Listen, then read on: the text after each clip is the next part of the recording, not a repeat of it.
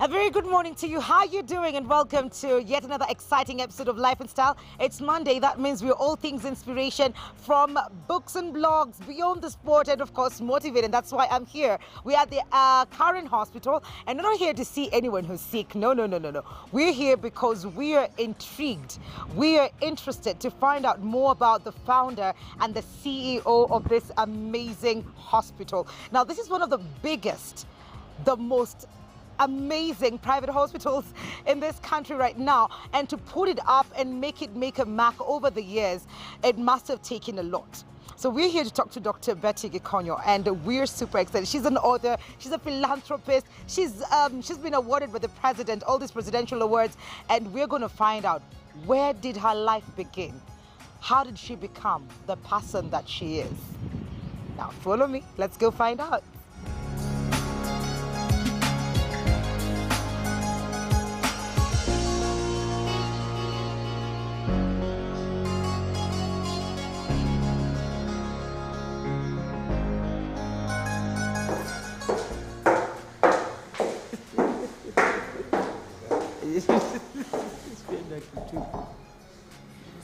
Come in. Hello. Hello. Welcome. Yes, yeah. Oh, thank you. Thank you so much for creating time. I know you're a very busy woman. Oh, well, yeah, I'm very happy to welcome you to my office. And it looks good. You have a beautiful view. Oh, yes, I do. Yeah, it's very relaxing. Yeah, that forest is called the Current Hospital Forest. Oh, it is? Yes. Yeah. Wow. Yes. Wow. Yeah. It's all trees we have planted. Well, a little bit of it is off across the road, but a lot of the trees are the ones we have actually planted. Oh my God, yeah. That it looks really, you have a beautiful view, and I love your office. Thank you. There's a simplicity to it that is amazing, and then there's a sanctuary over yes, here. Yeah, exactly. Yeah. Do you want to talk about it? Well, maybe you can start the conversation from here. Yeah. Well, good. Okay. Well, yeah, I could start with this. This is you. Yeah, that is. I was young at one point. You have better spectacles now. This was a fashion. Oh, it was? Yes, I but the bigger, Esther Wahome has those ones, the bigger, really big the better. Ones. Yes, yeah, with my son, youngest son, and now there with my baby, when I just my firstborn baby. Where was this? This, you'll be surprised. Guess where we were living? This is in Dagoretti Corner. No. That's where I started. Dagoretti, have you been there lately? Well, that's where I pass every day. Oh my God, there's nothing like this now. Yes, that's nothing like that, but that's where was our first home. That's my little baby boy, who is now a doctor. We thank God, so things have moved, I've traveled. Yes, KLM, there's a very interesting story about these little houses. Yes. Do you want to tell us about it? Because it's a collection, you have to pick until a certain number. Yeah, it's a collection, and I'm a great supporter of Kenya Airways, and in their partnership with the KLM, you get, these little, I choose a different house every time, and I read about it. So, and this is only a small bit of the collection. I have a bigger collection. You have a bigger collection? Yes, yeah. Wow, beautiful. Well, yes, as you can see, that's myself, with my dear husband, Dr. Dan Gikonyo. Right. Yes, yeah, and here I was launching my book as professor, during the launch. Yeah. And I have grandchildren, so that's why my grandson is now the little boy there. Now he's in university, he's in London, but he's a great sportsman. Okay. So here they were, they were the team, that was playing. Those playing. Yes. How many grandchildren? I have 8. 8? Yes, yeah. You are a blessed woman. I thank God. Yes, you are a blessed woman. Yes. First of all, I'm confused. Yeah. Corridors, they say CEO. Yeah. What name do you call her around here? Because I want to be a bit, They just call me BM. They call you BM? Yes, yeah, just simply calls me BM. Yes, I'm Betty Mudoni. Oh my God, thank you so much. Maybe we can have a seat and we can talk a bit before we take a tour. And that is beautiful as well. That's your family as well. Maybe we can take a look at the whole family together. Yes, yeah, the family, Here. Yeah, that's now the 3 children, Juliet, Eric, and Anthony. And then the first grandson, Karemi.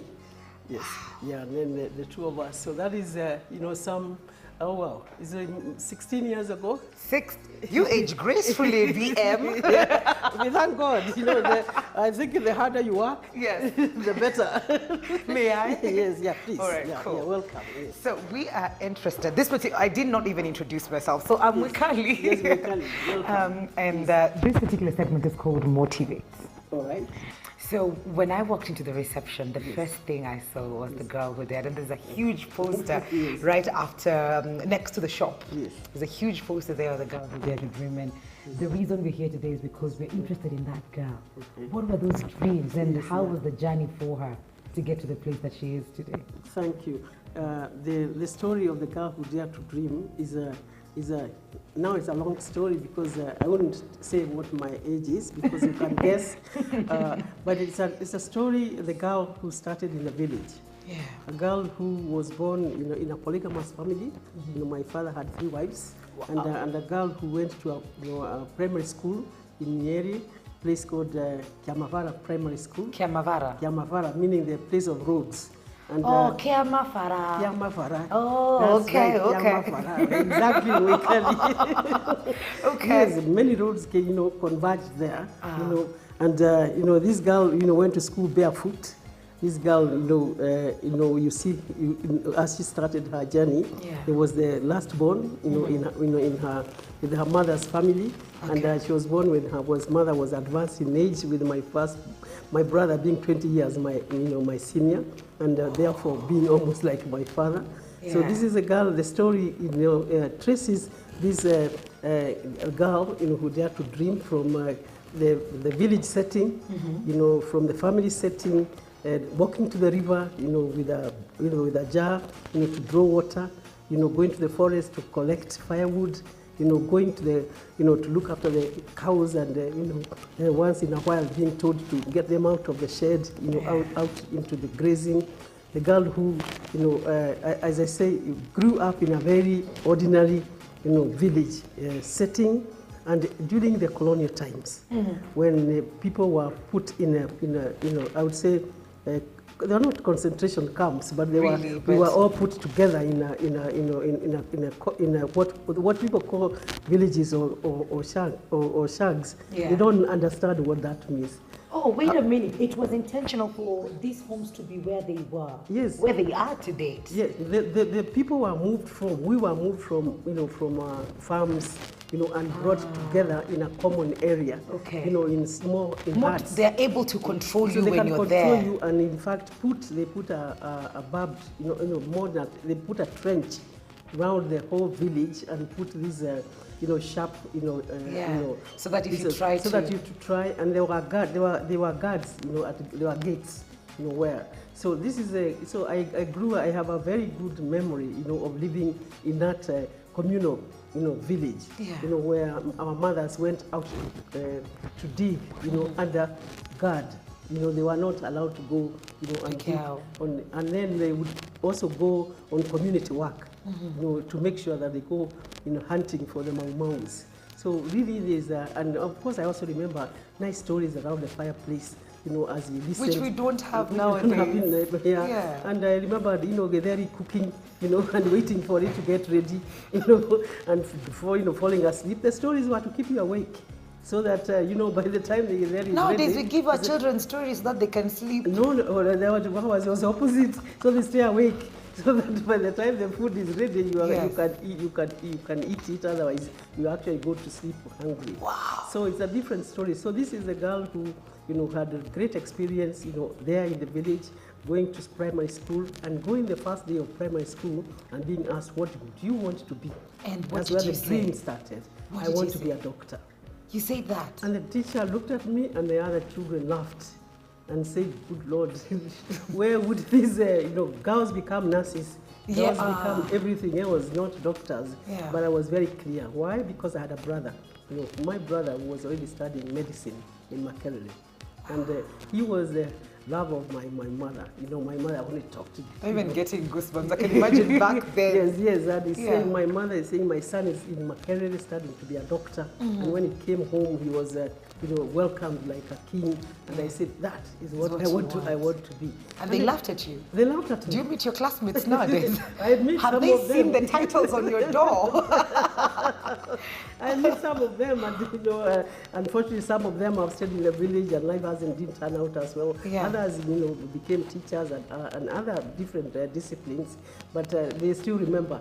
The little girl was almost malnourished, to be honest. I was a very tiny little girl.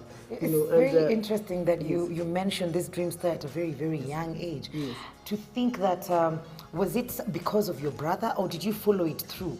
And, living in the village, at least you knew someone who was in Makerere. Exactly. But then here you are, you're very young, Yeah. high school, your grades. Did you know what it took for you to become a doctor? Oh, you see, that's the beauty about the girl with the art dream. Yes. That from that initial, I never wavered from my initial. I wanted to be a doctor, and I think the moment I pronounced it is like now I had to prove it. And by God's grace, I was good in the science subjects, whether it's mathematics, whether it is. So even as I finished primary school, I was admitted to the Alliance Girls High School. Good. So then I went to a good school. Now, when you go to a good school, those days there are not many girls' schools that had science subjects. Oh. Yes, they weren't. Not every school that taught So the physics, girls' schools physics and maths. No. You'd go study arts and home go science. you up to Form 4, but for A levels, to get physics Yes. and chemistry, girls now would come from other schools, from Kahuria, from even all the way from Western Kenya. They would come to Alliance Girls High School. So I was lucky that I started Form 1 at Alliance, and then I still carried my dream, and I was still sharing it with the missionaries there. And they said, Betty, you can do it. And they nurtured, me and nurtured my dream, and I chose the appropriate subjects, so that at no time did I ever, move from my original plan. My plan was, and I was going to be a doctor. I got support. I got support from my family. I got support from the school, and therefore I ended up at the University of Nairobi studying medicine. It's one thing to have a brother who's studying medicine. I'm thinking back then they were investing in boys, not girls. Wow. So yes. That's again the difference. My father may have been, was polygamous, but my father had gone to school up to class 6. Okay. But more importantly, he was working with the Kenya Railways. I would say more important is that he never differentiated between boys and girls. Perfect. He kept on telling us, for me, all of you are the same. So going to school was not there was no choosing, as to who needed to go to school. And because he was working and he had a salary, however little it was, he was able to pay for our school fees and uniforms. And encourage us. Something funny I put in my book. Yeah. Even learning how to ride a bicycle. Yes. That huge bicycle with going under somewhere in between the. Oh the yeah, wheels. you can't sit on top, so you have to. Yeah. Yes. I even learned. My father said, it doesn't matter, Muloni, how small you are. You must ride that bicycle and go to the shop. And the blacky ones, the really huge ones. Yes, exactly. So there was for me, when I tell my story, there was no discrimination between the boy child and the girl child. In my family, my father believed in boys and girls, and gave us the same opportunity. So, and it was not the same for everybody in the village. He was actually very unusual, I'm imagining the neighbors are looking at him thinking. Yeah, and he had many children because he had 3 wives. Yeah. So you can imagine, we all had to work very hard, and he made sure that we really did a lot of manual work, digging, and picking coffee, so that we can subsidize his salary, so that we can all go to school. So it was not an easy life, but that again, for me, it's a foundation that I really treasure. The fact that from the onset I was made to work hard, and to know that by the sweat of your brow you shall eat. Absolutely, absolutely. We can't be here and not see the beautiful current hospital garden. Yes, thank you. Yes, so I'd like us to take a walk down there Yes. as we talk about probably the journey. Yeah.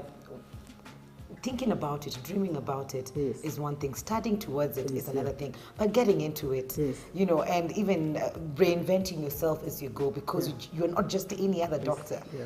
You are one of the leading Yes, doctors in the country, and Yes, not yeah. a cardiologist is Yes, not yeah. just Yes, yeah. any other doctor. And you do amazing yeah. things with the Heart to Heart Foundation. Thank Let's you. talk all about that. Yes. Let's take a walk. So, yeah, thank you.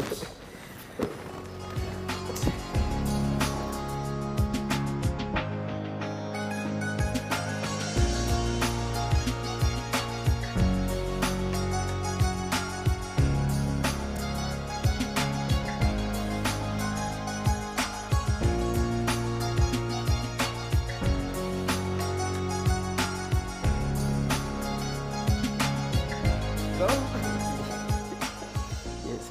Good. So we are on our way to the garden. Yeah. Yes. Yeah. Okay. Yes. Yeah. Yeah. Okay. I've noticed that the corridors of this hospital you have really beautiful wall hangings. Yeah. Oh, there's a great interest in art.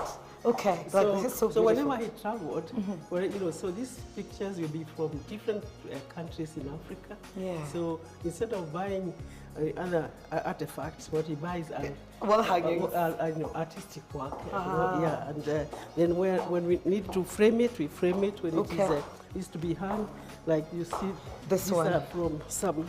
I think quite a number of them from Malawi. You know? Okay. Yes, yeah. Okay. And, you know, Okay. but you'll see some from Rwanda. Rwanda as Yes, well. yeah. Beautiful. Yes, South So we use the Africa. rum? Yes, yeah. It's actually even more comfortable.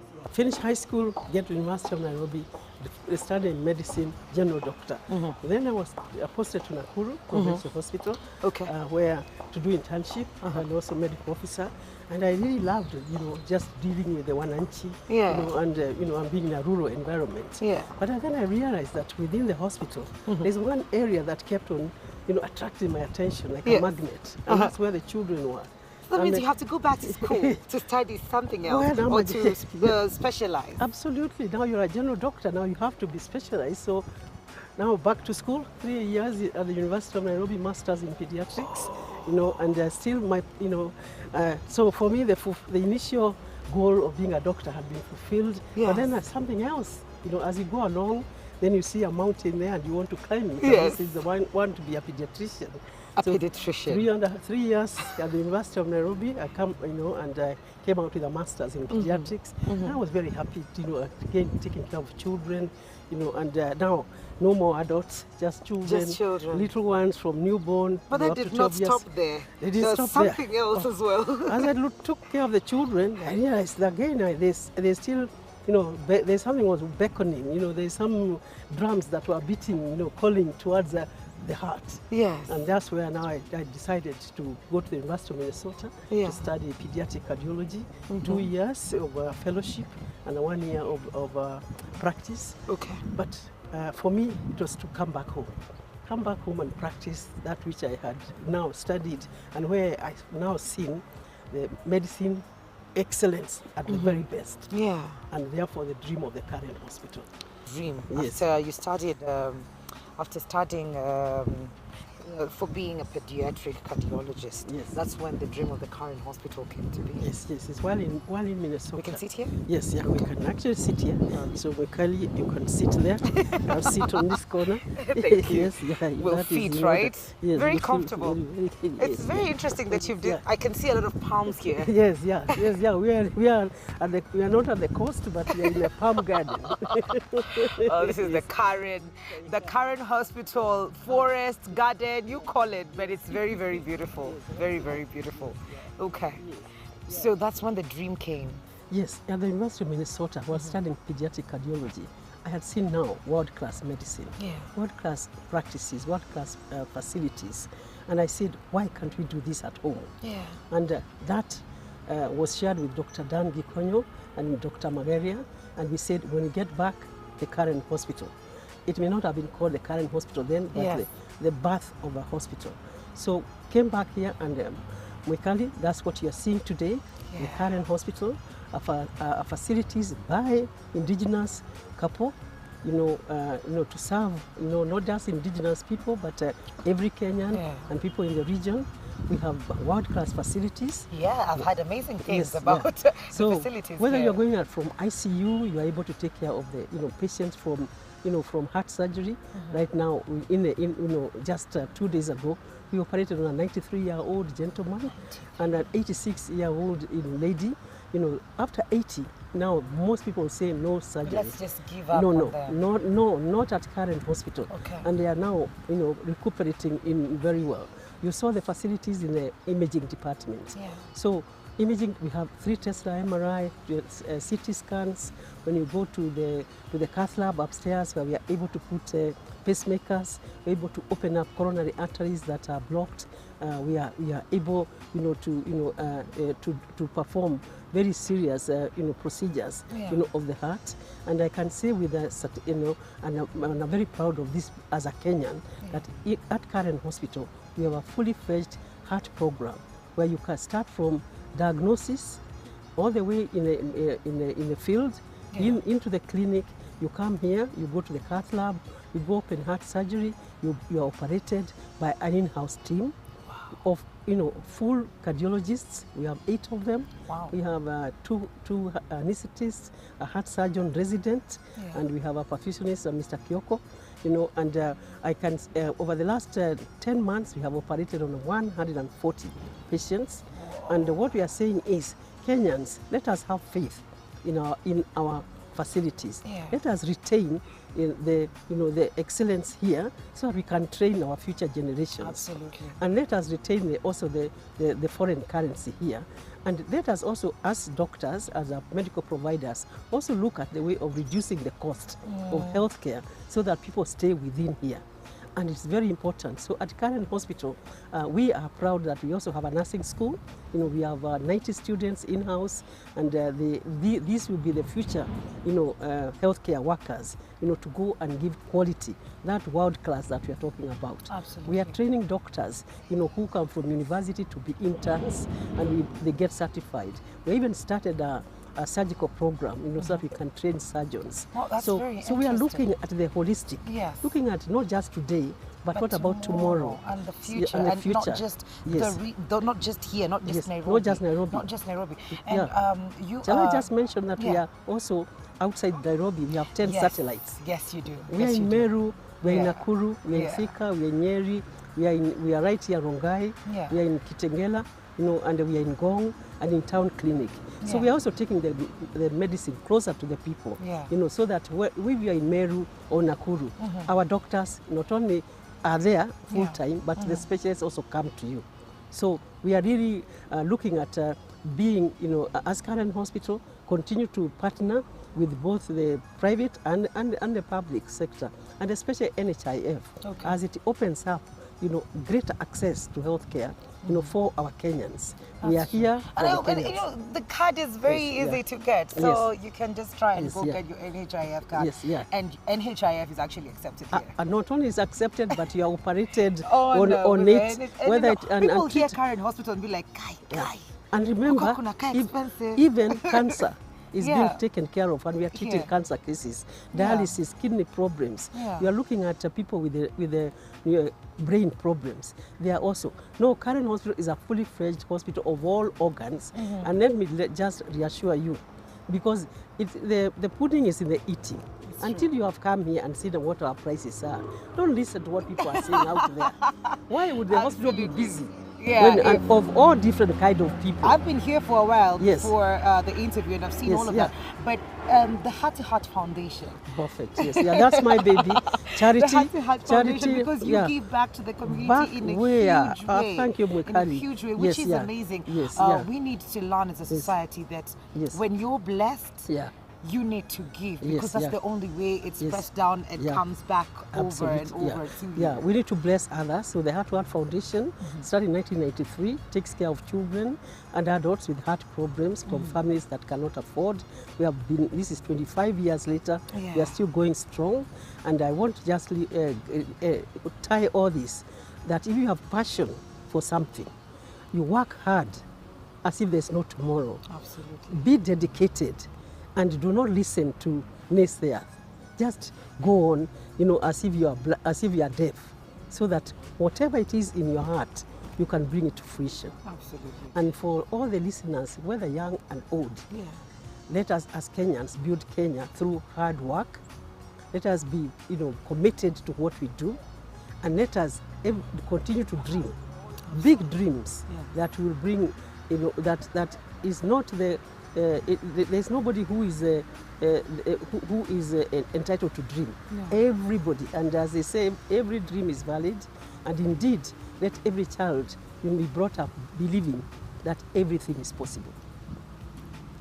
I would not have ended that conversation in any other way. Did you know it's going to end there? No, I didn't. I thought you were going to give more time. No, but you were there brilliant with your words, and Yes, yeah. because Yes, we yes, end the yes, interview yes, on yes, a note where we share mantras and yes. philosophies that keep us going. Yes. And you just did. Yes, You yeah. just did, and Yeah, thank you thank you. so much Yes, for yes, that. yeah, I yeah. don't know about you guys, Yes. but if you do not take anything from Yes. this conversation, Yes. you need to be dedicated. Yes. And Dr. BM. That's what they call That's me. what they call her here. Yes, yeah. Dr. Yes, Betty yes. says that there will be people who will try to put you down. There will be yeah. people who will not believe in your dream. Yeah. But you have to behave like you're deaf, Yes. like you can't hear them, Yes, yeah. and keep on going because your dream is calling and you have to go. Because this girl, Yes, that guy. that girl Yes. dared to dream, and her dream came true. What's your dream today? Yes. Yeah. This is where Motivator ends. We're taking a very short commercial break. When we come back, we have Catherine Mwangi on Books and Blogs, KTN Life and Style on Facebook, KTN Life _ Style on Twitter and Instagram. SMS is 22840. Asante sana. Thank you. It was Thank you, beautiful. Oh, you are great. Yeah. Thank you. Thank you. Even a Form 4 leaver who cannot even construct a sentence in English without breaking grammar. Yeah. Yeah. So this is so pathetic because this one was searched for.